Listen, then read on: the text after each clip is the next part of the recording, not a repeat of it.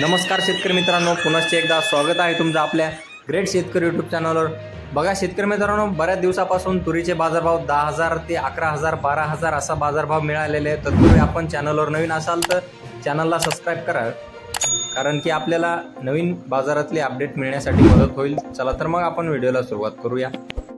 बघा शेतकरी मित्रांनो, कृषी उत्पन्न बाजार समिती नागपूर या ठिकाणी आवक आलेली 343 क्विंटल, कमीत कमी दर आहे 10,000 रुपये क्विंटल आणि जास्तीत जास्त दर आहे 11,550 रुपये क्विंटल।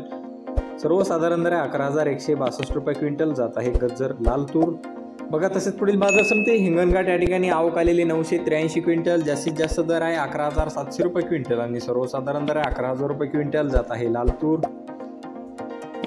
बघा तसेच पुढील बाजार समिती हिंगोली खानेगाव नाका या ठिकाणी जास्तीत जास्त दर आहे 11,600 रुपये क्विंटल आणि सर्वसाधारण दर आहे 11,350 रुपये क्विंटल जात आहे लाल तूर।